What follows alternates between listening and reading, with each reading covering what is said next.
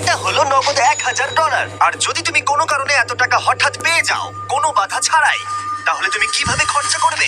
এগুলো ডিসপ্লে করে রাখা হয়েছে যাতে আমাদের প্রয়োজনীয় পোশাক আমরা এখান থেকেই পছন্দ করতে পারি।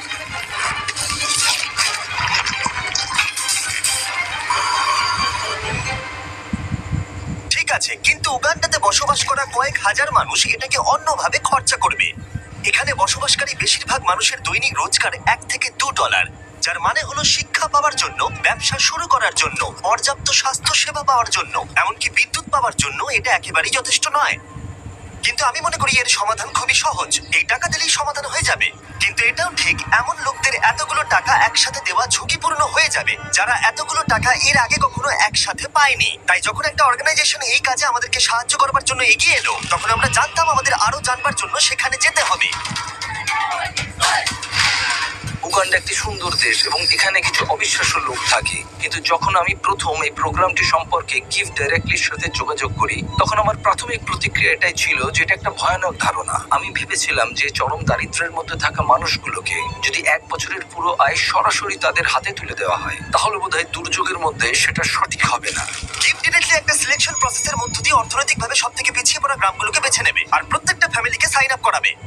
তারপর তাদেরকে একটা করে মোবাইল ফোন দেওয়া হবে আর তারা একটা ইউনিক পিন নাম্বার পাবে। টাকাটা তাদের সিম কার্ডে ডাইরেক্ট ঢুকবে যাতে তারা সরাসরি লেনদেন করতে পারে, অথবা তারা পিন কোড ব্যবহার করে কাছাকাছি আউটলেটে গিয়ে মোবাইল মানি এজেন্টের কাছ থেকে ক্যাশ উইথড্র করতে পারে। এই সমস্ত পিছিয়ে পড়া সম্প্রদায়ের মানুষদের সীমিত কাজের সুযোগ তাদের পরিবারের ভরণ পোষণ অত্যন্ত কঠিন করে তুলেছে। তাদের মধ্যেই একজন হলো পল। আমার স্ত্রী আর 2 সন্তান আছে, আমরা 4 জনে থাকি। আমার পরিবার দিনে একবারই খেতে পায়, আমরা একবারই খাই, রাতের বেলা, যেটা আমার কাছে খুব কষ্টকর। যদি পলের একটু বেশি অর্থ থাকতো তাহলে সে সেটাকে শুধুমাত্র ব্যবসাতেই বিনিয়োগ করতো না, বরং তার সন্তানরা এর পাশাপাশি ভালো শিক্ষার সুযোগও পেত। আমার এখন জীবনের লক্ষ্য হলো সিনিয়র ফরেস্ট সার্টিফিকেট পাওয়া। হয়তো তারপর আমার জীবনের কোনো একটা উন্নতি ঘটবে কোনোভাবে। চরম দারিদ্র্যের মধ্যে বসবাসকারী লোকেরা খুবই সীমিত। তাদের বেশিরভাগ দিন অতিবাহিত হয় ছোটখাটো কাজে এবং তারা নিজেরা এই দারিদ্র্যের চক্র থেকে বেরিয়ে আসতে পারে এটা তারা ভাবতেই পারে না। 1 বছর আগে এরকমই অবস্থা ছিল টিয়ান এবং লকুরের।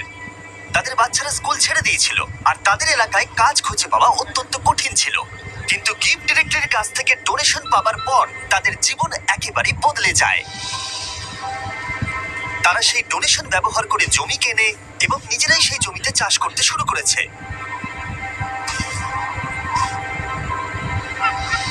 তারা একটা গ্রেন মিলও কিনেছে এবং তারা এখন গোটা সম্প্রদায়ের জন্য শস্য প্রক্রিয়াকরণ করে অল্প প্রফিটও করছে। তারা এখন তাদের সেই প্রফিট দিয়ে নিজেদের বাড়িতে একটি দোকান খুলতে চায়। তার সাথে লোকুরে এখন গ্রামের মধ্যে একটা রিফুয়েলিং স্টেশনও চালু করেছে। এই প্রোগ্রামটি কি করতে পারে তার জ্বলন্ত উদাহরণ এটা, কারণ এর ফলে তাদের ব্যবসা এবং অর্থনীতি দুটোরই উন্নতি হয়। তাও আমাদের সন্দেহ ছিল এই ডিরেক্ট ক্যাশ দেওয়াটা কতটা কাজে আসবে। আমরা জানতে চাইছি এতে ওদের কি কি সুবিধা হবে ওদের ট্র্যাডিশনাল সিস্টেমগুলোকে কাজে লাগিয়ে। তাই আমরা স্থানীয় গিফট ডাইরেক্টলি ফিল্ড অফিসার সিলভেস্ট্রোর সাথে দেখা করলাম। আমি এই কমিউনিটির মধ্যেই থাকি, আমি কারামোজাতে কাজ করি। আমি এখানেই জন্মেছি এবং এখানেই বড় হয়েছি। আমার ক্ষেত্রে যেটা হয়েছিল, যখন আমি বড় হচ্ছিলাম, মানে যখন আমি স্কুলে পড়ছিলাম, বিশেষত যখন আমি সেকেন্ডারি এডুকেশনের জন্য পড়ছি, আমার বাবা মায়ের কাছে অতটা টাকা ছিল না যাতে তারা আমার পড়াশোনা আরো এগিয়ে নিয়ে যেতে পারে। তাই আমাদের বাড়িটা বিক্রি করে দেয় যাতে আমি স্কুলে যেতে পারি। সেটা ছিল আমার কাছে আমার স্বপ্ন বিক্রি করে দেওয়ার মতো, আমার সবকিছু বিক্রি করে দেওয়ার মতো। এটা ছিল এক চরম দারিদ্রতা, আমাদের কাছে কোনো কিছুই ছিল না। যখন আমি গিফট ডাইরেক্টলিতে জয়েন করলাম, আমি বুঝতে পারলাম যে এটা অনেক অনেক আলাদা। আগে আমি যাদের সাথে চ্যারিটি করেছি তাদের থেকে অনেক আলাদা। গিফট ডাইরেক্টলি আমাদের ডিরেক্ট ক্যাশ দেয়, সেই ক্যাশটা আমাদের কমিউনিটির মধ্যে যায় আর সেই ক্যাশটা আমাদের কমিউনিটির বিজনেসও বাড়ায়। এই ক্যাশটার বদলেই আমরা আমাদের চাহিদা পূরণ করতে সমর্থ হই।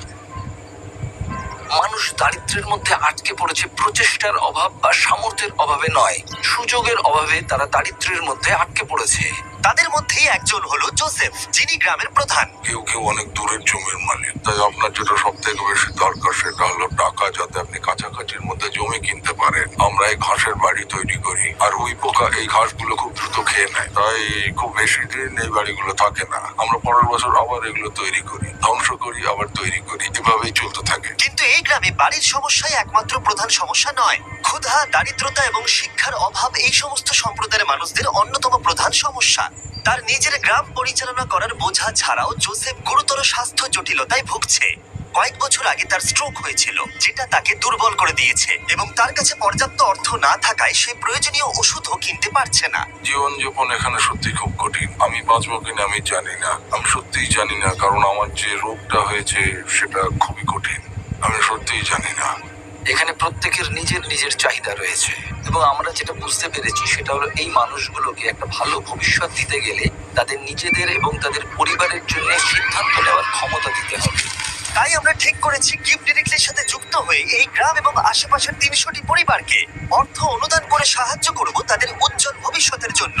তাই যখন গিফট ডিরেক্টলি টিম গ্রামগুলোর চূড়ান্ত তালিকা প্রকাশ করছিল, যেটা করতে সারাদিন সময় লাগবে, তখন ড্যান এবং ড্যারেন গ্রামটা ঘুরে দেখলো, যেখানে তারা ছুরি ধার দেওয়ার যন্ত্র দেখতে পেল। তোমার কি মনে হয় এটা আমরা আরো ভালো করতে পারবো? হ্যাঁ, আমার মনে হচ্ছে আমরা ভালো করবো।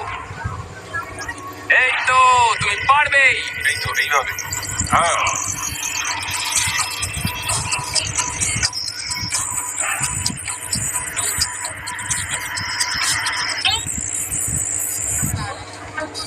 এবার এখন এগুলো টেস্ট করার সময়। ওরা কি টেস্ট করার জন্য চিকেন এনেছে? না, ওরা আমাদের জন্য চিকেন আনেনি। আমাদের পেছনে এখন অনেক লোক দাঁড়িয়ে আছে, আর ওরা দেখবে যে সব থেকে ভালো কে ছুরি ধার দিয়েছে। যদি তোমরা ফুটেজটাকে রোল ব্যাক করে দেখো তাহলে দেখতে পাবে ড্যারেনকে একজন অ্যাসিস্ট করছে ছুরিটা ধার দেওয়ার জন্য, আর আমি পুরোটা একা একা করে গেলাম। আমি অনেক বেশি প্রফেশনাল ভাই। হ্যাঁ, ঠিক আছে। আর এখন ড্যান এবং ড্যারেনের পালা।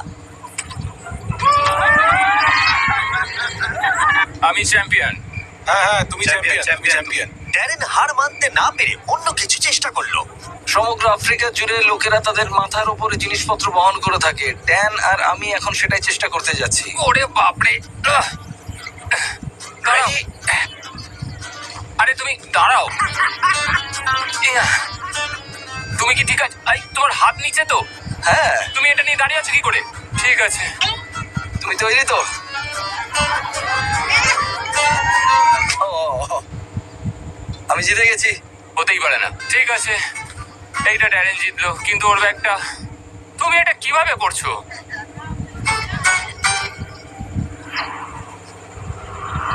পরের দিন সকাল ছিল ডিস্ট্রিবিউশনের সকাল। এখন সেই মুহূর্তটা এসে গেছে। সমস্ত টাকা 10 মিনিটের মধ্যে ট্রান্সমিটেড হয়ে যাবে। এই মানুষগুলো অবশেষে তাদের দারিদ্র্য থেকে মুক্তি পাওয়ার একটা সুযোগ পাচ্ছে, যা নিয়ে তারা সারা জীবন লড়াই করছিল। কিন্তু গ্রামের মধ্যে জোসেফ ছিল সবচেয়ে বেশি উদ্বিগ্ন, কারণ তিনি জানতেন এই অনুদানটি তার এবং তার পরিবারের জীবন কতটা বদলে দেবে।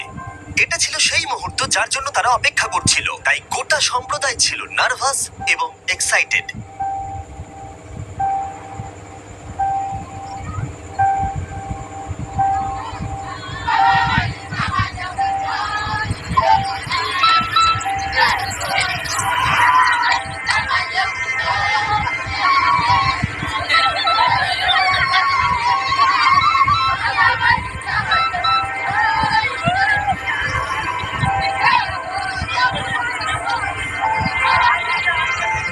এটি অনেকগুলো মানুষের জন্য একটা সত্যি অসাধারণ মুহূর্ত। এটা শুধুমাত্র এই মানুষগুলোর জন্য নয়, বরং তাদের সন্তান এবং পরবর্তী প্রজন্মের জন্য সুযোগ। গিফট ডিরেক্টলির সাথে যুক্ত হয়ে আমরা এই গ্রামের হাজার হাজার মানুষের জীবন পরিবর্তন করতে সক্ষম হয়েছি।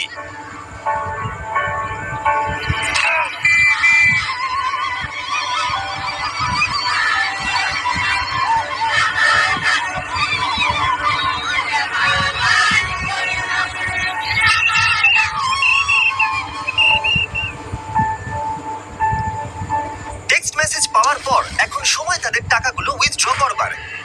100 বছর আগের থেকে এই মানুষগুলো কোনোদিন সেরকম ভাবে সুযোগ পায়নি, কিন্তু এখন তারা এগিয়ে চলেছে, তারা সুযোগ পাচ্ছে। ইতিহাসের একটি কলঙ্কিত অধ্যায় শেষ হয়েছে, এবং তারা শুধু নিজেদের জন্য নয়, পরবর্তী প্রজন্মের জন্য শক্তিশালী ভবিষ্যৎ গড়ে তুলতে পারে। এবং তাদের মধ্যে বেশ কয়েকজন এটার সঠিক ব্যবহার করতে শুরু করে দিয়েছে, যেমন রুথ। এই অর্থকে কিভাবে কাজে লাগাতে হয় তার শক্তিশালী উদাহরণ হলো রুথ।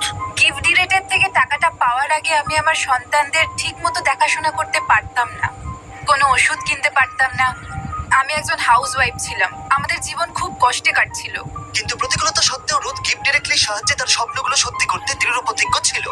সে তার স্বপ্নগুলোকে বাস্তবে পরিণত করবার জন্য এবং তার পরিবারের সন্তানদের উজ্জ্বল ভবিষ্যৎ দেবার একটা সুযোগ পেয়েছিল।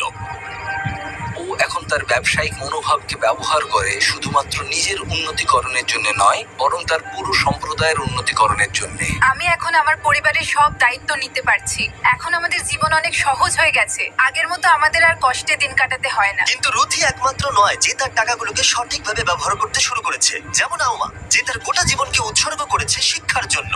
বছরের পর বছর কঠোর পরিশ্রম করে সে তার নিজের জমি কেনবার টাকা অর্জন করতে পেরেছে এবং গিফট ডিরেক্টলির অর্থ অনুদানের সাহায্যে সে তৈরি করেছে ক্লাসরুম, টয়লেট, এমনকি 7 জন টিচারকেও সে হায়ার করেছে। বর্তমানে এই স্কুলে 200 জনেরও বেশি ছাত্রছাত্রী রয়েছে।